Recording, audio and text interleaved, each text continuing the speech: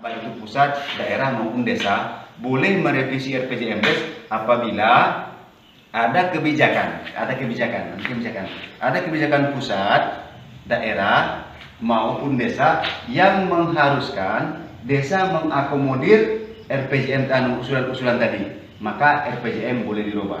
Karena RPJM ini dokumen desa dan melaksanakan pembangunan selama 6 tahun. Seyogyanya ataupun idealnya RPJM itu disusun 3 bulan setelah Kades definitif dilantik. Artinya Kades terpilih, tugas pertama dia menyusun RPJM selama 3 bulan setelah dia dilantik, itu tugasnya. Ini kan sudah dibuat, RPJM kita sudah ada. Tetapi karena ada tadi usulan-usulan, contohnya ini aja dapat nih kan usulan banyak nih, belum masuk RPJM. Boleh dirubah, tapi dasarnya itu tadi. Nah, dasar kita melaksanakan tadi, mau saya tulis di sini. Yang pertama ada program nasional, yaitu program Bapak Jokowi Presiden yang namanya PKT. PKT ini padat karya tunai. Ini instruksi kepada semua desa, sebanyak 74.200 lebih desa di Indonesia diharuskan melaksanakan ini. Sementara di RPJM kita kegiatannya itu tidak ada. Mau tak mau RPJM-nya kita revisi, bukan dirubah Pak. Kalau dirubah kita ganti. Tapi kalau revisi, kegiatan RPJM yang lama, usulan Bapak yang lama tak boleh dihapus, tak boleh dibuang. Itu tetap, tapi ini ditambahkan adalah bentuknya revisi. Terus yang kedua ada program bupati. Nah, program bupati ini mungkin Bu Korina ataupun Bu Satriana tahu kemarin waktu PMB itu ada sosial PMB. Yang pertama bupati sudah merencanakan yang namanya satu. Nah, ini kabar baik bagi RT RW. Yang namanya RT RW itu bulan Oktober sampai Desember itu menambah penambahan honor sebesar 100.000 per bulannya, tapi cuma 3 bulan Pak. Cuma 3 bulan, Oktober, November, Desember. Terus yang kedua ada program Pak Bupati terkait BPJS ketenagakerjaan di semua desa. Dan alhamdulillah desa Ekang Anculah pilot project dan kita dapat bantuan. Desa-desa lain pun diharuskan mengambil ini. Silakan desa mau mengambil sanggup yang banyak 10 orang, 20 orang silakan. Terus yang ketiga ada lagi program bupati yang namanya Bintan Berwarna. Bintan Berwarna ini terjadi ketika bupati kunjungan ke Tambelan. Di sana rata-rata rumah penduduk itu catnya cuma satu. Warna rumahnya cuma satu semua, warna coklat. Karena rumahnya di belakang langsung dapat coklat. Bahkan oleh bupati diinisiasi supaya desa mengakomodir ini, supaya rumah-rumah penduduk itu dicat. Tapi kan di belakang tersusun kan terlalu Pak, konsentrasi dan tempat ke rumah pesisir. Terus ada lagi program bupati yang namanya kontribusi kepada ibu PKK. Itu program langsung yang diperintahkan oleh bupati. Ada nanti kontribusi baik pelatihannya, uang jalan segala macamnya. Terus yang terakhir ini yang perlu saya sampaikan supaya ketahui, mulai tanggal 7 Juli sampai tanggal 1 Juli 2019 nantinya ke desa Bintan ini akan masuk satu kapal pesiar Dream Ocean, nama dia orang Dream Breeze. Itu akan membawa turis sebanyak 3.000 sampai 4.000 orang per minggu. Setiap minggunya akan turun dengan rute tertentu, dia akan turun di Bintan ini selama 8 jam. Mulai jam 7 pagi sampai jam 5 sore dia akan berada di Bintan. Nah, mungkin di antara tempat kita ini, contoh tadi kalau tak salah saya sudah laporkan ke PMD supaya dikerjasamakan dengan Dinas Pariwisata dan Promosi Daerah. Salah satunya saya angkat dari Ekang ini yang saya dapat informasi cuma souvenir dari bunga-bunga dari botol-botolan, botol-botol bekas. Itu sudah saya kirim, gambarnya sudah saya kirim, fotonya, namanya sudah saya kirimkan. Nah, ini perlu Bapak pikirkan nanti supaya bisa diakomodir di sini. Akomodir maksudnya mana? Ternyata Bapak itu kekurangan dana atau kekurangan alat, contohnya ada pengopor segala macam. Di sini boleh diakomodir Bapak. Boleh kita ambil, dimasukkan di kegiatan Pak RW. Nanti kalau perlu alat segala macam boleh diakomodir, dimasukkan. Oke. Nah, kreatif namanya. Nah, silakan. Itu baru satu. Saya belum dapat informasi. Yang dapat informasi cuma satu. Silakan kalau ada kegiatan lain. Terus kulinernya juga boleh. Kalau ada makan makanan, pupuk segala macam olahan. Kemarin saya tanya di desa, kan saya dapat informasi. Yang saya laporkan baru souvenir sama tempat wisata. Yang saya laporkan tempat wisata di sini kita punya kebun karet, kita punya kebun-kebun pertanian masyarakat dan segala macam. Itu bakal mungkin nanti ketika cuaca sudah turis mungkin bakal dikunjungi. Kalau turis berkunjung ke tempat Bapak, yang dapat duit Bapak bukan desa. Tapi informasi dari kami mungkin mudah-mudahan, karena untuk kunjungan turis ini dia punya rute kita masuk di rute 2. Rute 2 itu saat dia dari Sebung Lagoy, Ekang Anculah, Sri Bintan berakit balik lagi. Nanti kalau Bapak punya kuliner ataupun bahan-bahan makanan yang sifatnya industri rumah tangga, tapi nanti dibaguskan harus ada labelnya. Kita bakalan pajang di satu titik, nanti akan ada di pasar tani, dikonsentrasikan di sana semua produk-produk masyarakat itu. Dan turis diarahkan ke sana semua Pak, bukan tamu-tamu 3.000 orang.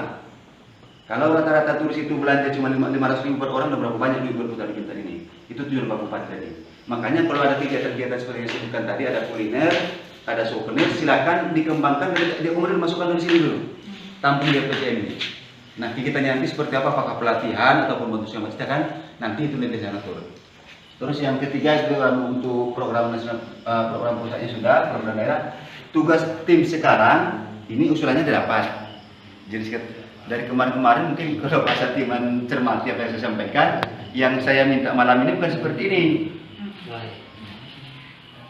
Tugas tim itu malam ini dia menggali potensi dan masalah. Nomor potensinya, masalah. Nah, contoh saya ambil satu dulu. Semenisasi Gang Kancil. Ini tentu ada masalah di sana, makanya timbul usulan ini. Nah, ini tugas tim nih, jangan iya Pak. Tugas Bapak ngisi nih. Ibu masuk tadi tim? Tidak. Pak Satiman aja. Nah, masalahnya Bapak sebutkan. Nanti titiknya di mana Pak? Ini di Gang Kancil sini ada. Gang Kancil. Kancil.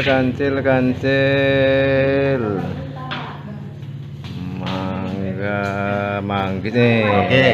Ini di Gang Kancil ini tandai nanti, dikasih tanda.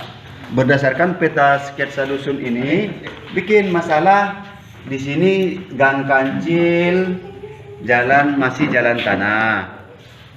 Jalan tanah. Potensinya di sana ada lahan hibah, ada pekerja, ada rumah penduduk, itu potensi semua Pak.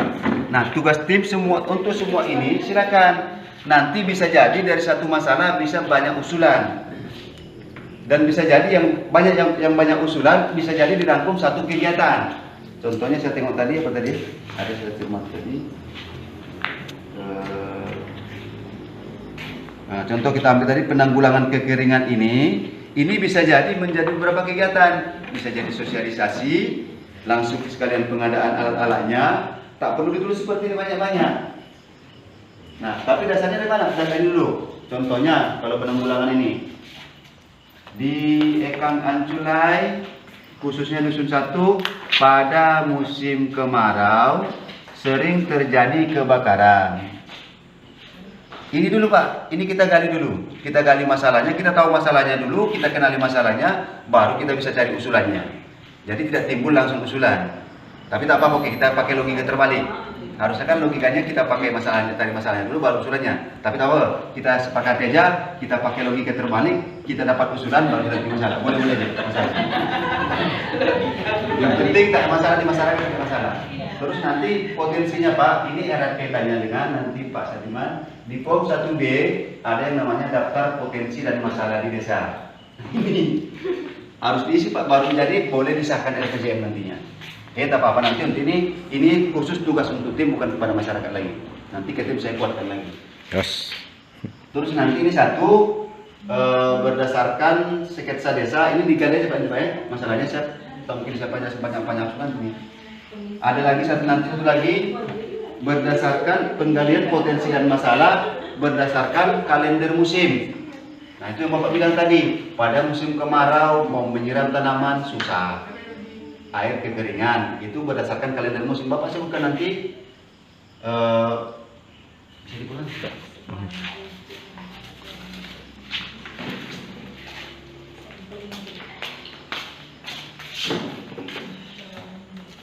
Dapat juga. Pak Satiman juga, saya dulu Pak Satiman tadi jalan Pak RW dulu. Memang kerja.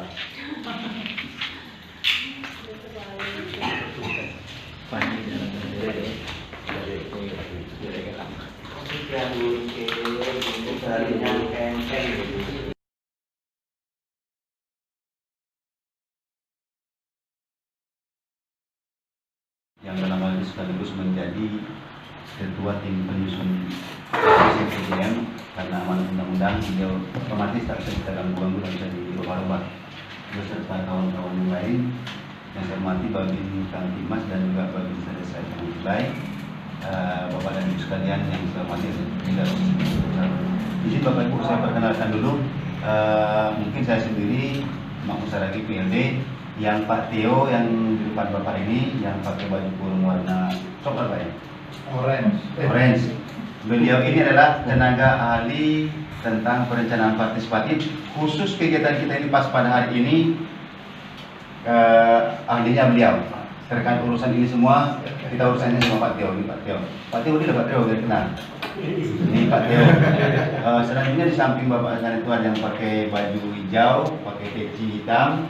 Namanya Pak Imral Martunus. Beliau tenaga ahli pemberdayaan masyarakat desa. Pak Imral. Satu lagi Pak Rianto ada dua di sini. Kalau ini RIANTO, satu lagi RIY pakai Y. Yang ini Pak Rianto, beliau tenaga ahli pelayanan terkait pelayanan sosial dasar. Nanti berhubungan dengan semua kenapa beliau kami hadirkan di sini. Tadi saya informasikan karena mungkin banyak. Izin Pak Teo, Pak Imral, Pak Rianto, mungkin saya laporkan dulu. Sebelum ini kalau kita lanjutkan, mungkin tidak salah paham. Ini adalah proses tahapan daripada revisi RPJM kemarin.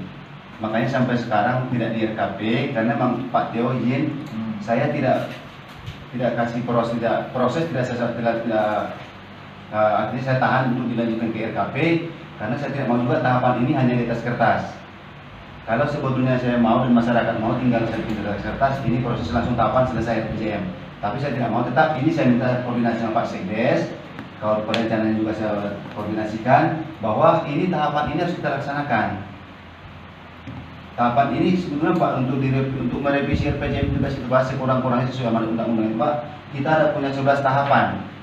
Tahapan yang sudah kita lalui yaitu pembentukan tim review dan pembekalan kepada tim sudah.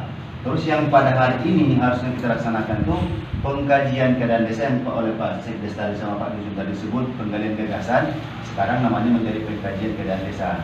Nah, toolnya, alat-alatnya sebetulnya juga disiapkan oleh tim tadi.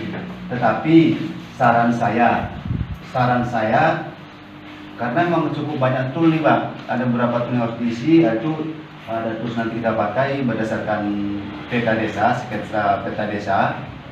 Kita menggali masalah dan potensi itu berdasarkan potensi desa ini, berdasarkan sketsa desa ini.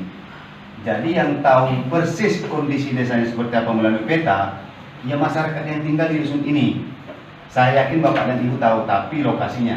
Tapi masalah yang merasakan di sana itu, di dusun RT 1 contohnya, yang merasakan masalah di RT 1 atau di RT 2 segala macam, tentu masyarakat di RT 2 itu. Bapak dan Ibu mustahil tahu. Tapi kalau lokasinya Bapak tahu. Nah, itu yang kita harapkan kenapa kita hadirkan masyarakat di lingkungan RT. Terus selanjutnya tools yang kedua kita punya juga namanya sketsa kalender musim. Nah, di kalender musim ini juga yang tahu persis kondisi ketika musim hujan, ketika kemarau di lingkungan itu ya orang di situ. Makanya kita harus hadirkan masyarakat itu. Kalau dengan kondisi seperti ini orangnya tidak hadir di sini, kita tidak akan dapat potensi dan masalah.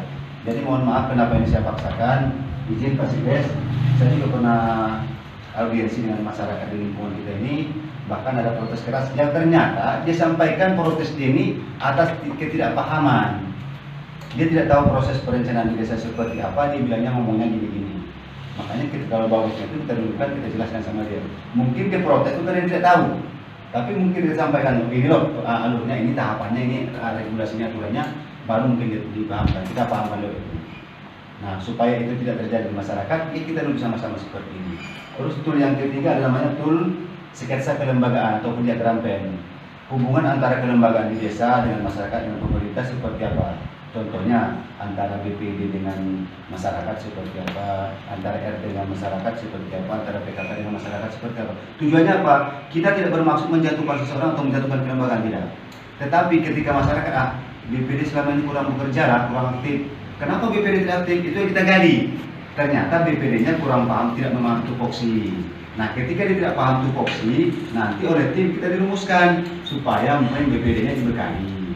Masuklah usulan. Jadi tidak merta-merta tahun depan bikin pelatihan untuk BPD, tidak. ada dulu dasar masalahnya, akar masalahnya, sudah dilanjutkan usulan kegiatan. Itu tujuannya Pak. Nah, silakan Bapak pastikan sendiri dari 3 tool alat bantu yang mau kita pakai ini, kira-kira Bapak bisa bertanggung jawab tak semua aspirasi keterwakilan masyarakat di bawah yang bakalan masuk pada hari ini.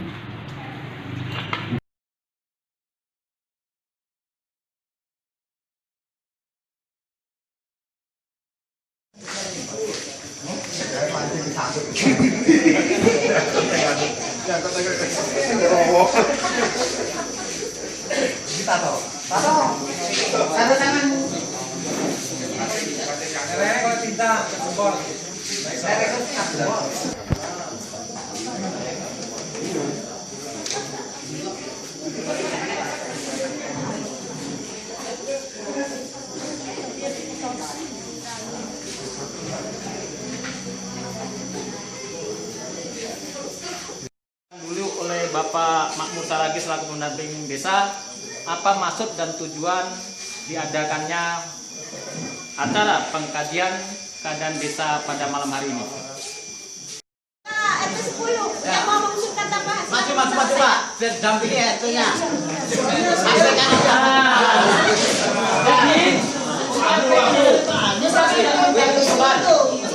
Masalahnya apa? Sudah banyak di desa.